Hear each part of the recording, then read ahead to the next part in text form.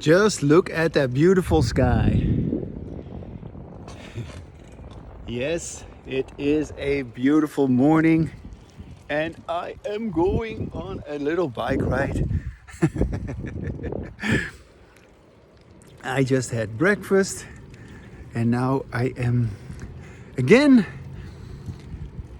going into the unknown. Because I do not really know what I'm going to say exactly, but I will always find something to say when I'm on my way. And yeah, I like to make these recordings. I like to see what comes out, and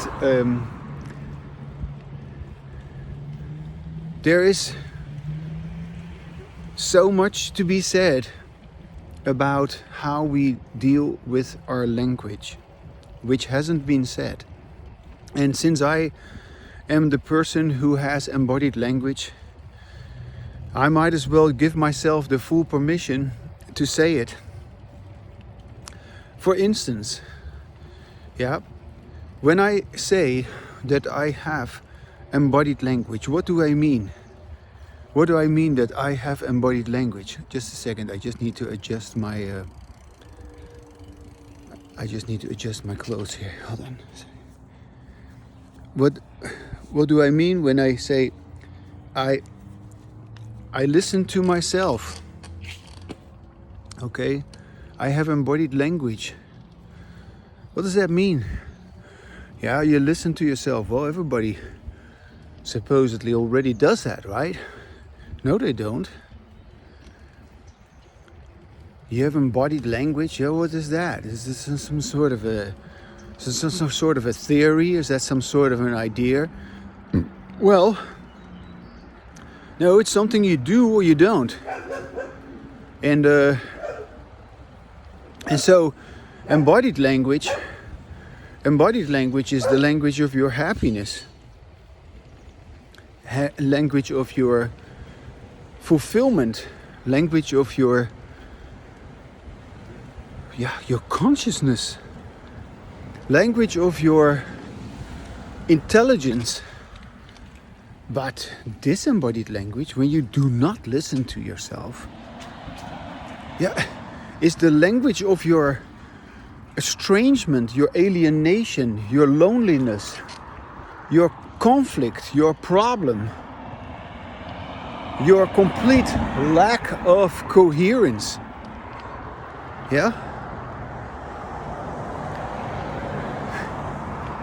Your fragmentation. How can you be whole if you do not listen to yourself? You have probably never even paid any attention to this. So there is this way of dealing with language, which I call embodied language, in which you become conscious, in which you are conscious. You don't even become it, you are it. The moment you listen to yourself, you suddenly find yourself being conscious. And it's not a gradual process. It's not that, oh no, you begin to become conscious. No, you are immediately conscious. Instantaneously. Because you are now listening to yourself. And yes, you weren't listening to yourself. So it's just like I get on my bicycle and then I'm riding my bicycle. It's not that I'm gradually starting to ride my bicycle. No, I start pedaling and I'm riding my bicycle. And the same is with this. And the same is with language. Yeah? I open my mouth and words come out and I produce language immediately. There's nothing in between saying this and, I don't know, something inside of me. This is so stupid that we have this weird idea about language, that there is something inside of us. This is just utterly dumb. I mean, is there something inside of me that sort of make me pedal my bicycle? No, there is nothing inside of me. I'm just moving my legs on my bicycle here. This is how it works. And the same thing is going on with my mouth. Here, look, I'm just moving my mouth. That's how language, that's how speaking goes. Yeah, of course, there's also my vocal cords, and there's also my breathing. But it is the same principle. There's nothing inside of me. I just say what I am able to say. How can anybody not understand that? How can anybody not hear that? Because ultimately you can hear it. You can hear it too. When you listen to yourself, you can hear that now you're speaking your truth. Now you're saying what is true for you. And of course it is true for you that none of what you supposedly think is true. You have believed it. Why? Because you were used to disembodied language in which you were not listening to yourself. But all of that is immediately corrected in one stroke. Immediately.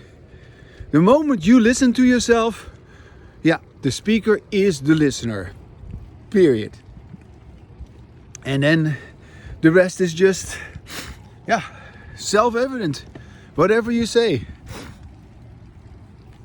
So there's really so much that we just do not know. We do not talk about it. We do not acknowledge it. It's never addressed. And so everybody goes on with this crazy idea that there's language inside of us, that there's conversation going on inside of us, that we have a mind. There is no such thing. And when you have a mind, then you have to change your mind, and then presumably our mind determines what we do, and none of that is true. None of it is true. Absolutely false. Your mind does not determine how you behave. And what you say is your mind is just a product of your disembodied language. And it is not so that your belief in inner language makes it so. Yeah? There is no inner language. And yes, it is of course your way of talking, in which you keep... Good morning, man. Hi. You keep making it seem in your way of talking that being forceful and being predetermined and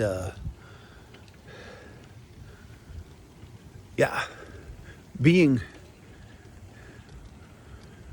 consistent with everything you have already said. There's this need to sort of always repeat actually the same thing. Because just imagine that you would say something different. Something that contradicts yourself. Something that doesn't fit with what you have already said. Ooh, then everything falls apart. Your whole imagination about what you supposedly believe, or what supposedly is your identity, or what supposedly is your theory, your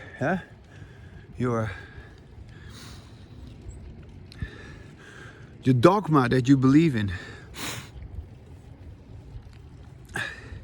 No, when you speak and listen to yourself, you suddenly hear something different. And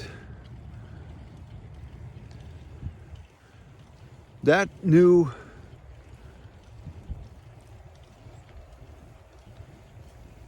aspect of your language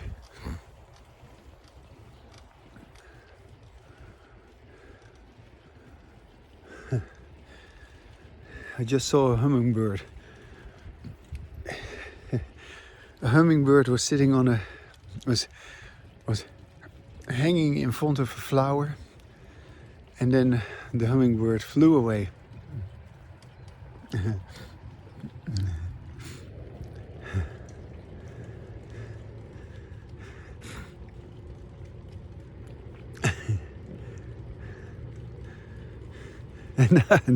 and now I suddenly saw a bunch of crows, black crows.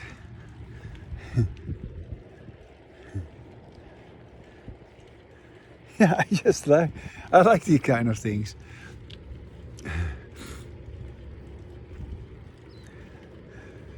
So yeah.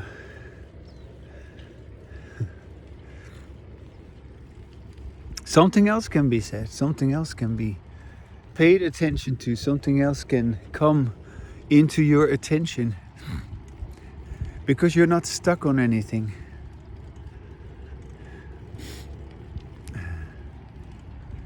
Yeah, I go on the road.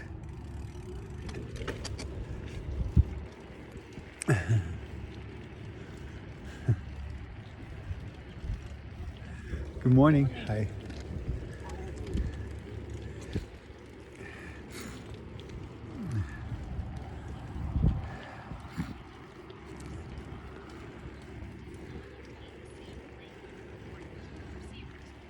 Hello.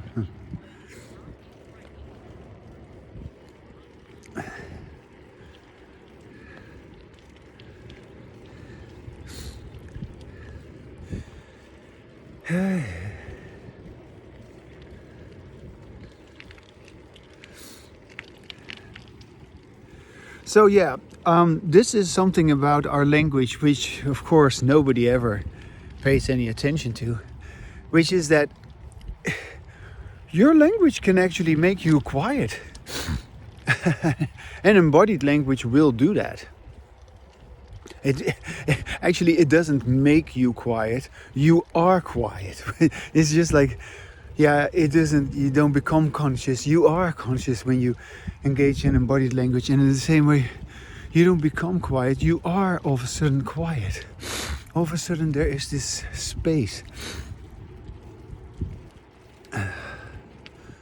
And when I say all of a sudden, of course, it's always in comparison to your disembodied language, in which that space was seemingly not there because of your way of dealing with your way of dealing with your language. Yeah, gave you this weird notion that you had inner language. No, there is no inner language. And yeah, unless you just tell yourself many times that that is really true. Not because I say so, no, because you say so. And not because you're repeating some belief. No, it's not a belief that there is no inner language.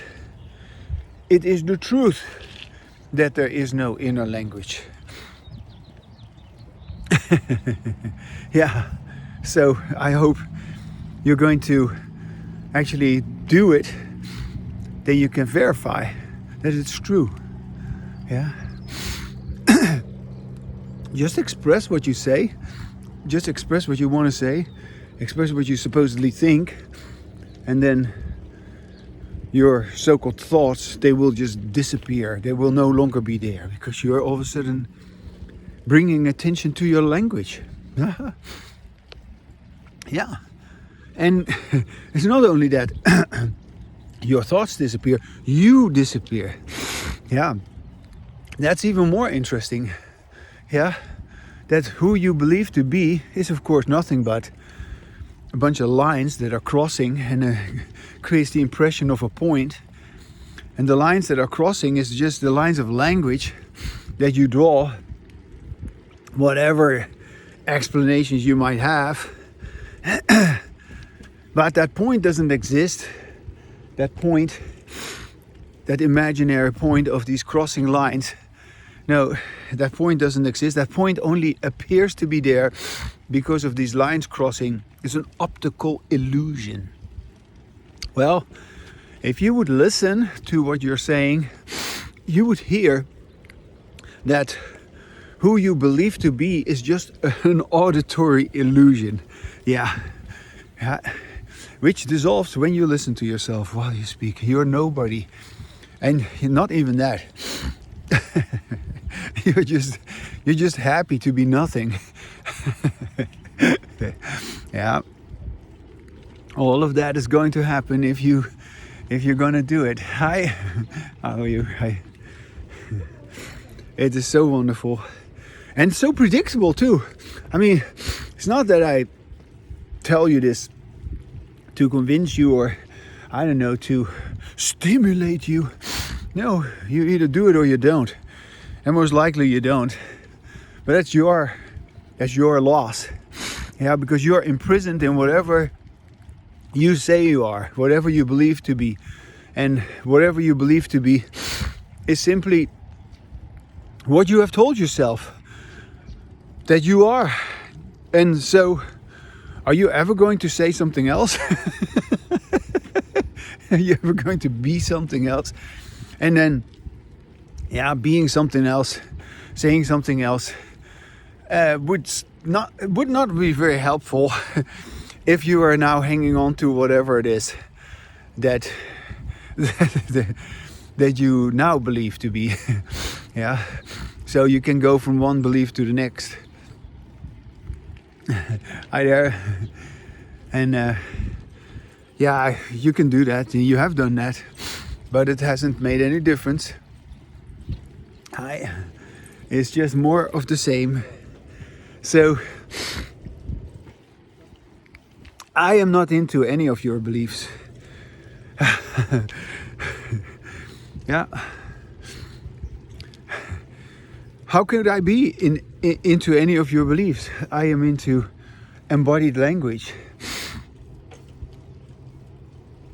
Yesterday when I drove around here, I was earlier in the morning.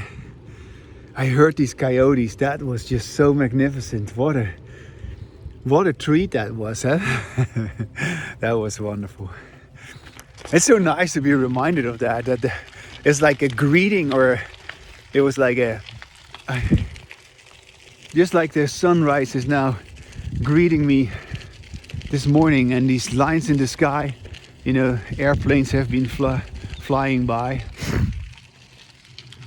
These birds that you hear are also greeting me. People with their dogs. Oh yeah.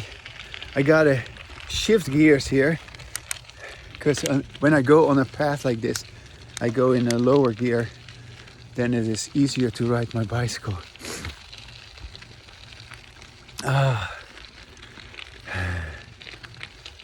Well, I kind of feel that this is what I wanted to say today, so I'm going to leave it with this.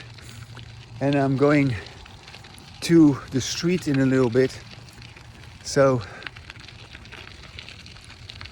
I'm just going to go till the end of this path, and then I'm going to call it a day. Either call it a day for my recording. But it's interesting. I still got about a couple of 100 meters in front of me. And what is it that I will still be able to say when I cover that distance?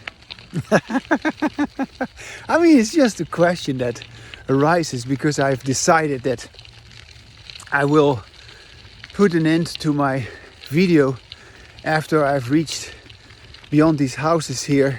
Here I can show you. I'm going on this path. And then when I reach the end there, where the fences end, then I'm going to say my goodbye for today. So it intensifies actually my experience of not knowing what I'm going to say. Isn't that interesting? Rather than saying something which supposedly I haven't said, I just feel like I don't know what else to say. Isn't that delightful? I like it. I hear in the distance a coyote. Maybe they hear me too. They probably do. They have sharp ears.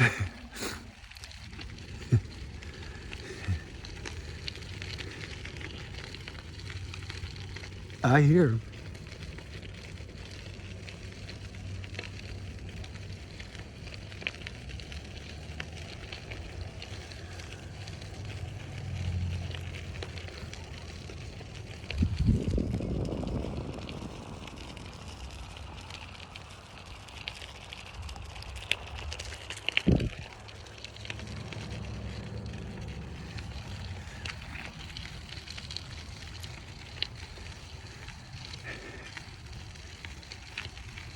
I hear them in the distance.